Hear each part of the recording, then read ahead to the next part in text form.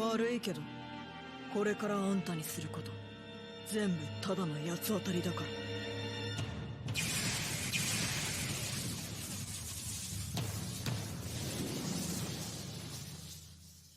There are a lot of super talented Jett players in professional Valorant. It's an agent for those who want to go above and beyond what is supposed to be possible in a tactical shooter. Even so, few players seem to be able to deliver these wild pop-off rounds as consistently as TenZ.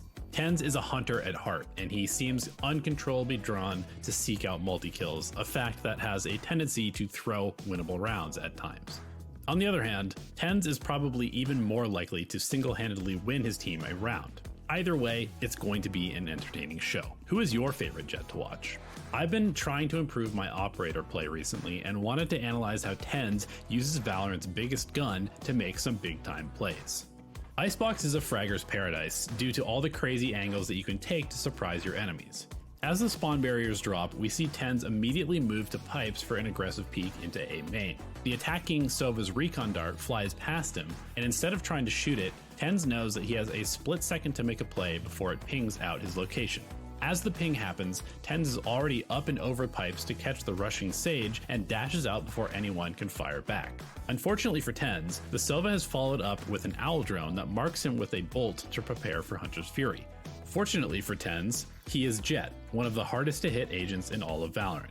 He retreats and updrafts over the Hunter's Fury beam and runs directly into the teleporting Omen, who is trying to pinch in from behind.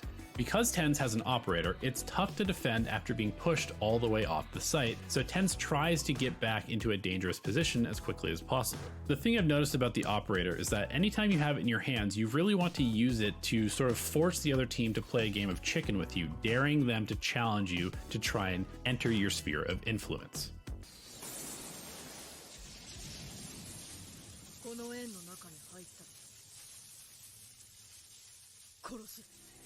TenZ holds a pretty safe angle while he waits for his Sova to reinforce, but once Sova dies, he knows that he needs to make a move. TenZ narrowly avoids a shot from Jett down below pipes, and he sees Raze throw her paint shells to defend against him pushing into screens. TenZ is on rafters, however, so the nade trail gives away Raze's positioning, and this allows TenZ to find a tight angle to punish her swing out from under the rafters. This is a pretty important moment I wanted to highlight because TenZ is extremely exposed to being shot from behind. It showcases TenZ's exceptional internal clock and greater spatial awareness that allows him to have a general idea of where the other agents are without actually being able to see them. It's possible that some of the time he gets shot in the back when he peeks the Raze, but it's pretty unlikely if we remember that he just saw Jett a split second ago below pipes, which means she likely cannot have wrapped around quickly enough. Sova ulted from back in A spawn earlier and was fairly recently still holding the flank. Since neither Jett or Raze had the spike, and it still has not been planted yet, it is unlikely that Sova has moved up onto the A site, and that makes this peek a little bit more safe. Now's when things get a little bit awkward, because TenZ doesn't really know where the spike is, and both Jett and Sova could have rotated out of A. He pulls out his pistol to rotate since it allows him to run faster and is more useful on the move, and tries to beat the attackers to the B site before they can set up. He sees this random recon dart and determines that they have actually faked him out and are planting A. As he heads back to the A site, he sees Jett smoke on rafters, which likely means that she is playing near default and planting the spike. He sneaks through the screens and sees Jett briefly on the left of Nest and correctly guesses that she will try to retreat down A main for post plant. TenZ immediately whips out his Bladestorm and dashes forward to punish Sova if he had come up to try and trade out the Jett, and when he doesn't show, TenZ returns to the spike. Knowing that Sova is probably going to play back from either Nest or Belt to defend against the defuse, he smokes the spike and taps the defuse to try and fake going for half, and then immediately peeks out around the edge of his smoke at an angle that blocks him off from the Belt. Sova bites on the fake and eats an op shot for his trouble. TenZ then dumps his knives into the ground to reset his ultimate and defuses for a hard-fought ace and an extra ultimate point. TenZ is one of those players that everyone wants to play like, but can be kind of hard to emulate due to his supersonic reaction speed. I think, though, we can learn a lot from his quick and decisive decision making that allows him to seemingly make every single play he does with confidence. Sometimes believing that you can make a play and just going for it with confidence is enough to surprise your opponents to make that happen. As always, thank you so much for watching, and we will see you in another video.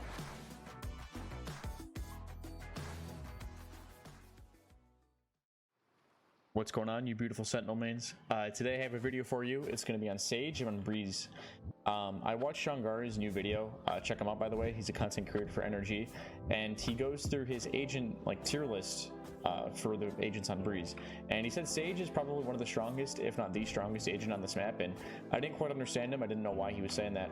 But then he showed off a few of the nutty walls you can do with her, some of the slow orbs that you can throw. Like if you're playing mid as Sage, that's where you should be playing.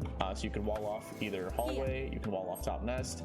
Your teammates can even peek you for heals from bridge, or from top nest over here, they can peek you from tunnel and get a quick heal off. But the strongest thing about her though is that she can basically help her team from anywhere on the map using her slow orbs. So he was showing off some of the different slow orbs you can throw that land in front of the sites, like in front of A main or in front of B main. And I tried to pull those off in custom games, and I couldn't quite figure out how. So I looked online for a couple lineup videos, and I couldn't find any of those either. So I came up with a few of my own, and they're pretty easy.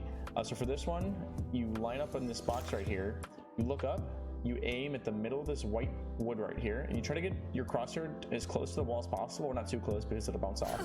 You throw, and it will land right in front of A main. And basically they can't come out of it. If there's a smoke here, they sort of run into the slow. And yeah, that's a really strong lineup I have for you. And I have another one for B main. This one's pretty easy as well. You line up with this pillar right here, hug it, and you aim at this top leaf right here. You just aim at it, throw, 1, 2, 3, 4, 5, throw another one,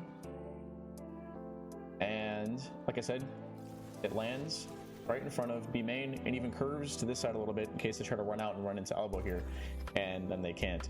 So with these two lineups, you're essentially throwing slow orbs from literally the other side of the map, and you're helping your team out a ton. And it gives you time to rotate over there and help them as well, heal them, shoot through smokes a little bit. So with Sage, yeah, you definitely want to be playing in mid, top mid, hallway, anywhere in this area, and defense is going to be a lot easier for you on Breeze. So I hope this video helped you guys. If it did, follow, like, subscribe, all that good stuff, and I'll catch you in the next one. Take care. Oi. ここは危ねえぞ。飛んでいけ。どこか遠くへ。時期が迫ってる。次の戦士が選ばれるんだ。鎧の巨人の継承者が。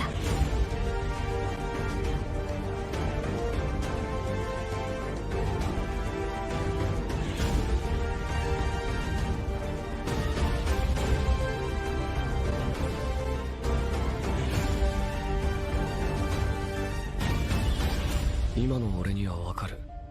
お前たちは世界を救おうとした。そうなんだろう。うるさい。どうしてお前らは俺を死なせてくれないんだ。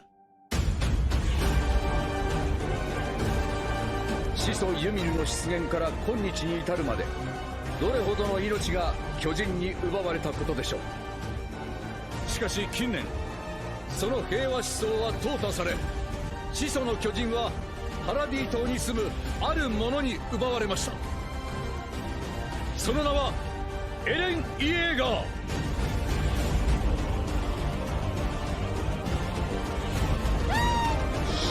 今ここに宣言します。パラディ島敵勢力へ宣戦布告を。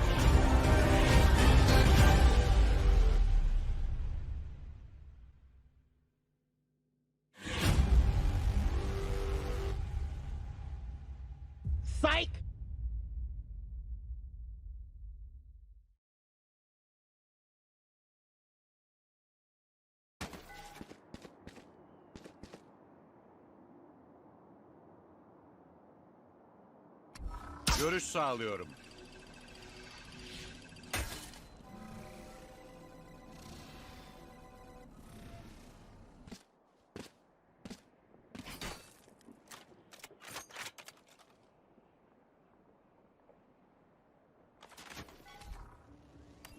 İleriyi tarıyorum.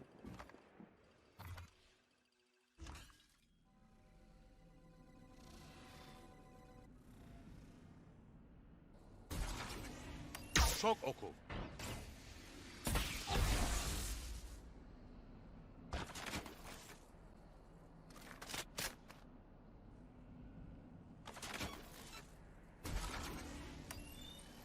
諸国